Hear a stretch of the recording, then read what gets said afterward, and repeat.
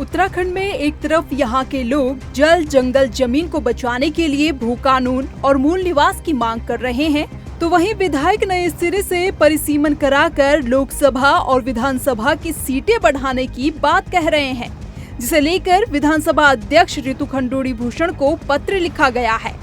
दरअसल टिहरी विधायक किशोर उपाध्याय ने प्रदेश में नए सिरे से परिसीमन करवाकर लोकसभा की 11 और विधानसभा की 101 सीटें बढ़ाने की जरूरत बताई है।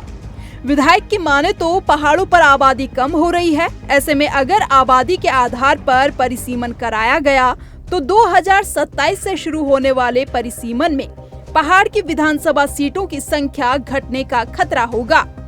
ऐसे में विधायक का मानना है कि क्षेत्रफल के आधार पर नए सिरे से परिसीमन होना चाहिए। मांग नहीं, ये तो समय की आवश्यकता है।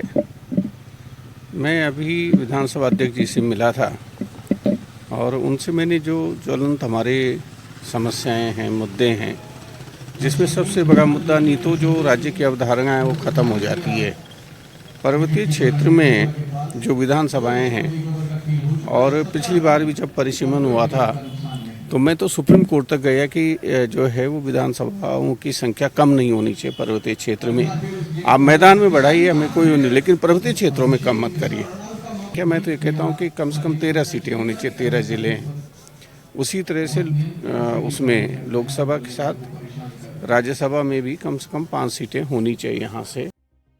विधायक ने मांग की है कि लोकसभा और विधानसभा की सीटें बढ़ाई जाए, जिसको लेकर विधायक ने विधानसभा अध्यक्ष को पत्र लिखा है। पत्र में विधायक ने राज्य की 3 सबसे बड़ी चुनौतियों को गिनाया है।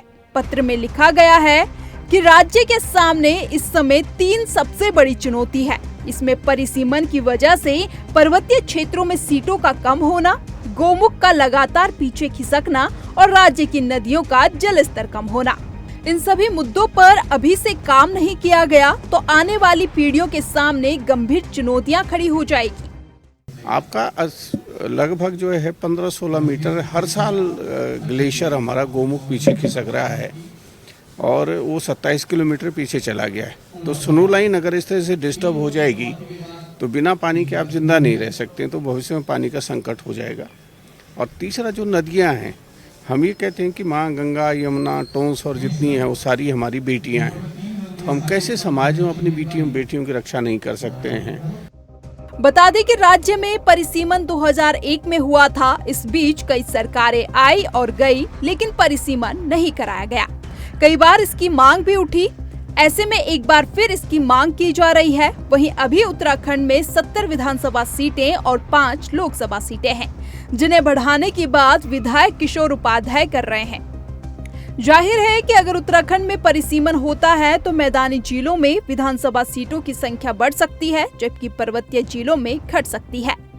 इस रिपोर्ट को लेकर आपकी क्या राय है, कमेंट करके जरूर बताएं। साथ ही चैनल को यूट्यूब पर सब्सक्राइब और फेसबुक पर फॉलो करें।